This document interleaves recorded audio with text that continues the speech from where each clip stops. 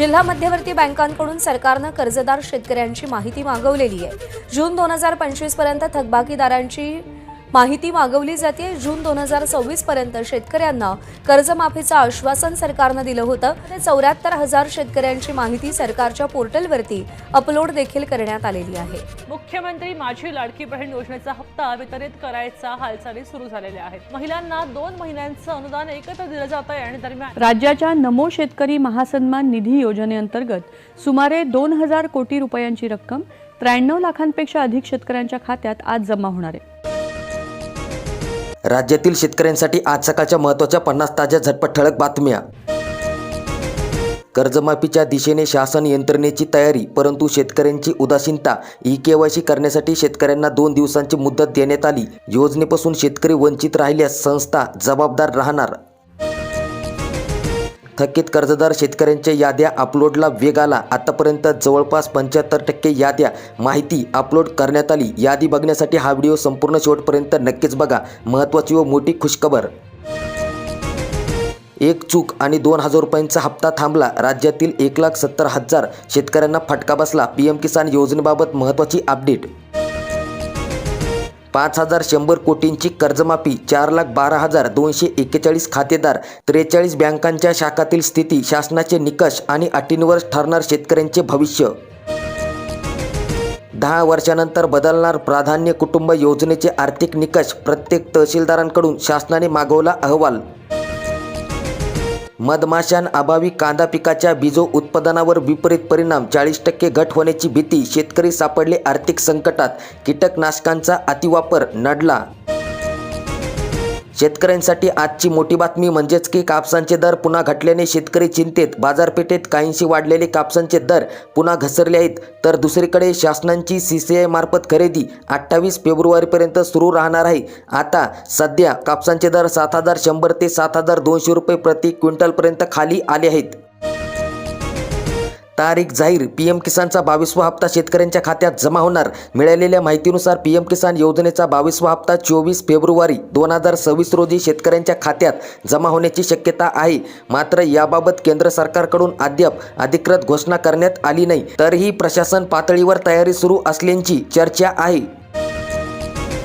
UDID card सादर न करणे भवले, निराधार योजनेतील 1,500 दिव्यांगांचे अनुदान बंद झाले। 2,500 रुपयांची आर्थिक मदत, दिव्यांग लाभार्थ्यांना अनुदान मिळते। सार्वजनिक ग्रंथालयाचे अनुदान 40% वाढणार। राज्यामध्ये 2,000 नवीन ग्रंथालयांना मान्यता देण्यात आली। ग्रामीण रोजगाराला बळ मिळणार, बळीराजा रेशीम क्रांती घडणार। परभणी जिल्ह्यातील 110 शेतकऱ्यांची झाली निवड, 7 ते 8 लाखांचे अनुदान मिळणार। 11 लाखाहून अधिक आयुष्यमान कार्डांचे वाटप, नांदेड जिल्ह्याला दिले 27 लाख आयुष्यमान कार्डाचे उद्दिष्ट।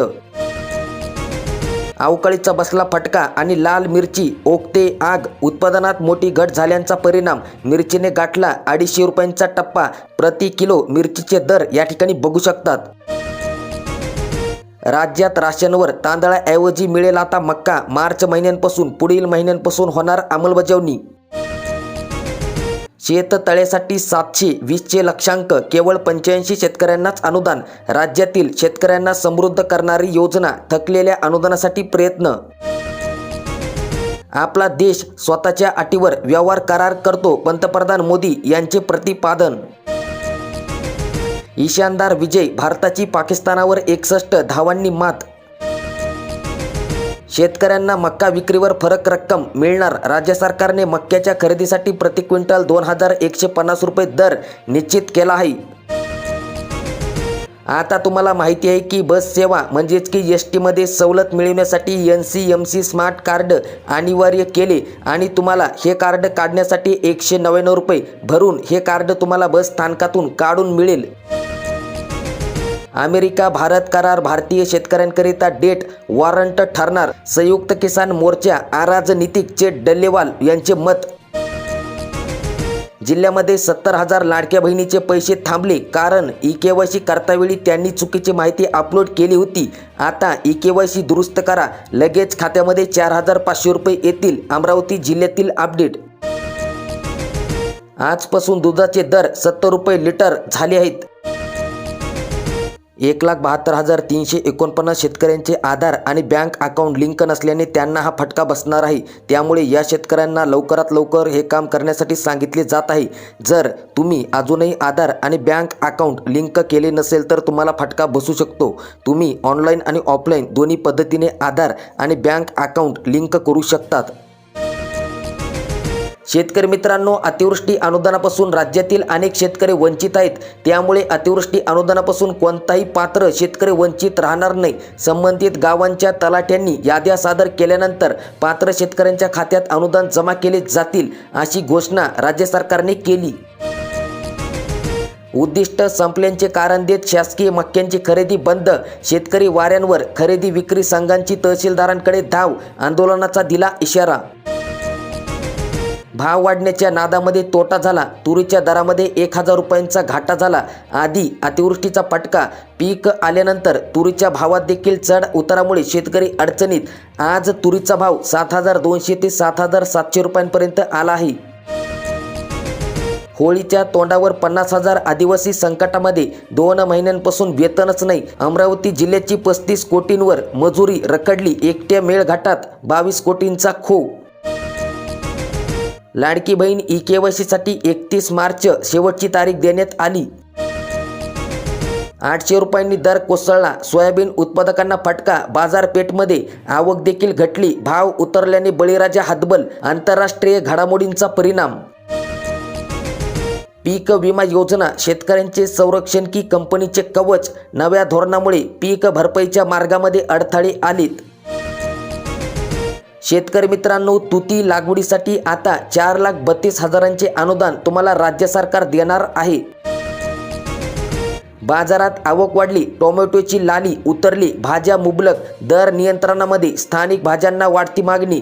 सध्या 15 ते 20 रुपये किलो दराने टोमॅटो विक्री सुरू आहे. पोकरा योजनेच्या लाभामध्ये फार्मर आयडी अडसर. शेतकरी अडचणीत. 5 हेक्टरच्या मर्यादेमुळे अनेक शेतकरी वंचित राहण्याची शक्यता. अट शिथिल करण्याची आता शेतकरी मागणी करीत आहेत. शेतकरी कर्जमाफीच्या दिशेने आणखीन एक पाऊल. शासनाने मागवली थकीत कर्जदारांची माहिती. अर्थसंकल्पात होणार मोठी घोषणा. राज्यातील शेतकऱ्यांसाठी कर्जमाफीबद्दल सर्वात मोठी खुशखबर. थकीत कर्जदार शेतकऱ्यांच्या याद्या अपलोडला आता वेग आला. राज्यातील शेतकऱ्यांसाठी सर्वात मोठी खुशखबर. कर्जमाफीबद्दल सर्वात महत्त्वाची अपडेट आहे. आतापर्यंत जवळपास 75% माहिती अपलोड करण्यात आली. शेतकऱ्यांसाठी ही अपडेट खूप महत्त्वाची आहे. व्हिडिओ संपूर्ण नक्कीच बघा. राज्यातील थकबाकीदार शेतकऱ्यांची माहिती शासनाच्या पोर्टलवर अपलोड करण्याच्या कामाने सध्या वेग घेतला आहे.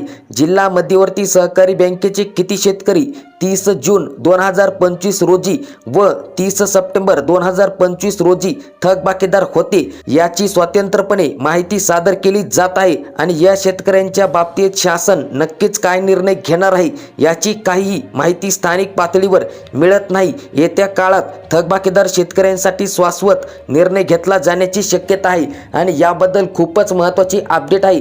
ती आपण पुढील व्हिडिओमध्ये पाहणार आहोत. तो व्हिडिओ पाहण्यासाठी आताच आपल्या यूट्यूब चॅनलला नक्कीच सबस्क्राईब करा. 3 महिन्यानंतर धान उत्पादकांना मोठी खुशखबर. खरीप हंगामात शासकीय धान खरेदी केंद्रावर विक्री केलेल्या धानाचे चुकारे म्हणजेच की रक्कम तब्बल 3 महिन्यांपासून रखडली होती. या हजारो शेतकऱ्यांना अखेर दिलासा मिळाला असून शासनाने 10 जिल्ह्यासाठी एकूण 992 कोटी 53 लाख रुपयांचा निधी उपलब्ध करून दिला आहे. लवकरच शेतकऱ्यांच्या खात्यात हे अनुदान जमा होणार. नियमित परतफेड करणाऱ्या शेतकऱ्यांना अधिक लाभ देण्याचा प्रयत्न. हसन मुश्रीफ यांची